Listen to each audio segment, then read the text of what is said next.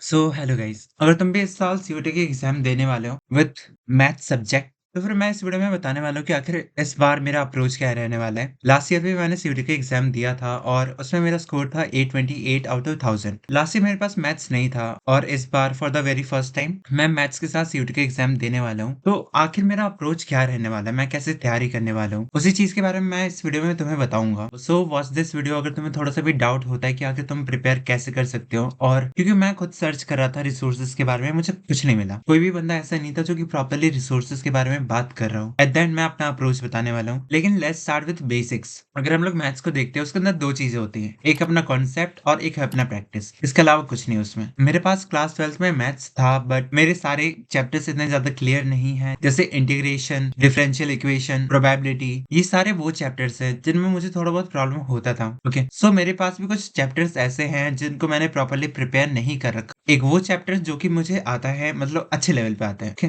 Class 12th में मैंने उसे प्रॉपरली फोकस के साथ पढ़ा था और सीयूटी के टाइम में भी वो मुझे इजीली समझ में आ रहा है। तो मैं भी कोई एक्सट्रीम लेवल पे नहीं हूँ, मुझे भी इन सबको डील करना पड़ेगा। लेकिन सबसे पहले तुम्हें आइडेंटिफाई करना है कि आखिर कौन से चैप्टर तुम्हारे स्ट्रांग हैं और कौन से वीक हैं। जैसे मेरे केस में ये सारे मेरे चैप्टर स्ट्रांग हैं, ये मेरे थोड़े मिडिल लेवल पे हैं। मुझे आता है लेकिन इतना ज्यादा नहीं आता। और ये इसमें मेरा बेड़ा गर्क है। एक बार अगर तुमने इस चीज को आइडेंटिफाई कर लिया तो आगे के सारे स्टेप्स बहुत ही ज्यादा आसान होने वाले हैं। अब कॉन्सेप्ट के बाद हम लोग बात करने वाले प्रैक्टिस की। आखिर तुम प्रैक्टिस कहाँ से कर सकते हो और मैं कैसे कर रहा हूँ। विद दैट बीइंग सेड, सबसे पहले मैं एक आईपी मैट का स्टूडेंट हूँ और इस साल मैं आईपी मैट भी देने वाला हूँ। उसके अंदर 3 सेक्शन होते हैं, वर्बल एबिलिटी, एलआरडीआई, फिर एक होता है क्वांट्स। क्वांट्स बहुत ज्यादा रिलेट करता है अपने मैथ से, तो फिर अगर मैं वहां पे भी प्रिपेयर कर रहा हूँ तो वो कहीं ना कहीं मुझे एक एडवांटेज दे रहा है। लेकिन एक चीज समझो, आईपी मैट का लेवल यहाँ पे है, आईपी मैट का लेवल यहाँ पे है और सीयूटी का लेवल मान लो यहाँ पे है। ठीक है, तो तुम्हें जरूरत नहीं है इतना पढ़ने का। अगर तुम आईपी मैट के लिए प्रिपेयर नहीं कर रहे, तुम्हारे लिए कोई टेंशन वाली बात नहीं है। तुम सीयूटी के ओरिएंटेड अपनी पढ़ाई कर सकते हो। मैं अब रिसोर्सेज के बारे में बात करता हूँ कि आखिर तुम प्रैक्टिस कहाँ से कर सकते हो। सबसे पहले अगर तुम सर्च करोगे SSR सर मैथ सीयूटी 2026, अगर तुम इसको सर्च करते हो ना तो तुम्हारे सामने एक चैनल आएगा। मैं तुम्हें यहाँ पे शो भी कर रहा हूँ, तुम्हारी वहां पे जाके अच्छे लेवल पे प्रैक्टिस हो जाएगी। ओके, वहां पे प्रॉपर्ली कॉन्सेप्ट्स क्लियर हो जाएंगे, प्रॉपर्ली प्रैक्टिस क्वेश्चंस मिल जाएंगे। सबसे पहले तो मैं ये वाली वीडियो देखनी है, बेसिक्स वाली। तो इस वीडियो को देखने के बाद तुम बाकी सारे चैप्टर्स को वहां से प्रिपेयर कर सकते हो। ऑफ कोर्स वहां पे सारे चैप्टर्स अभी नहीं आए हैं, बट अभी के लिए तुम एक चीज समझ सकते हो, जितना वहां पे आ रखा है उसको प्रॉपर्ली प्रिपेयर कर लो। क्योंकि एक चीज मैं तुम्हें समझाता हूँ, अगर तुम सोच रहे हो बोर्ड्स के बाद तैयारी करने का,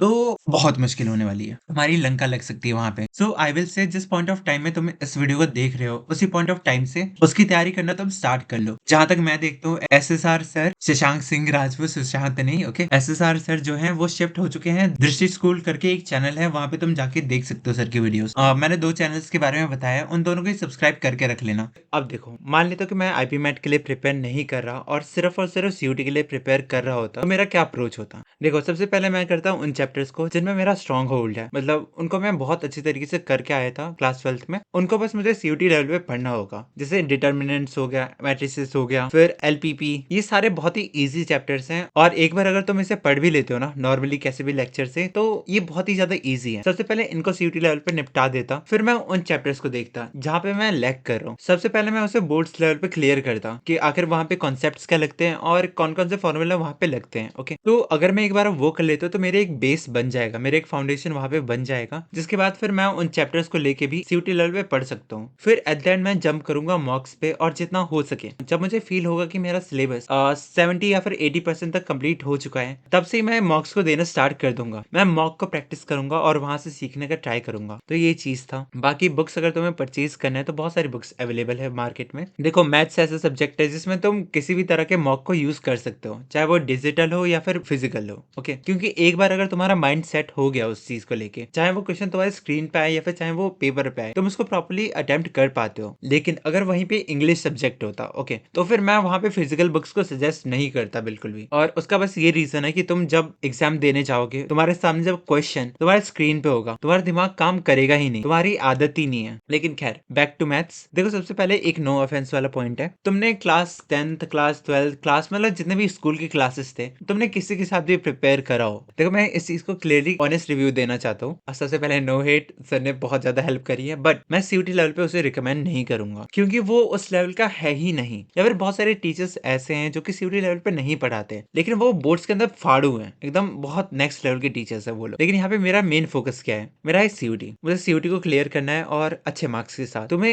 एक ऐसे टीचर के ऊपर रिलाई करना पड़ेगा जो कि अपने फील्ड में मास्टर है। चाहे वो बंदा बोर्ड्स में अच्छा नहीं पढ़ा रहा हो, लेकिन उसकी कमांड है सीयूटी के ऊपर, फिर तुम्हें उससे रेफर करना चाहिए। और यहाँ पे जिस टीचर को मैंने तुम्हें सजेस्ट करा है वो स्कूल लेवल पे भी एक क्रेजी टीचर है और सीयूटी लेवल पे भी एक क्रेजी टीचर है, तो फिर तुम प्रॉपर्ली वहां से रिलेट कर सकते हो कि आखिर तुम कैसे प्रिपेयर करोगे। बस तुम्हें वहां पे देखना होगा कि वहां पे कैसे क्वेश्चंस आते हैं। एक बार अगर तुम एसएसआर सर को वॉच करोगे तो फिर वहां पे तुम्हारा न्यूमेरिकल भी हो जाएगा और थियरी भी हो जाएगा। Right now this is my approach, और अगर बाद में कुछ चेंज होता है तो मैं तुम्हें इन्फॉर्म करूंगा। बाकी जाने से पहले subscribe this channel and watch this video, जहाँ पे मैंने बता रखा है कि आगे तुम इंग्लिश को कैसे प्रिपेयर कर सकते हो और उसका क्या रिसोर्सेस रहने वाला है। तो मिलते हैं एक नेक्स्ट वीडियो में, तब तक के लिए अपना ध्यान रखो।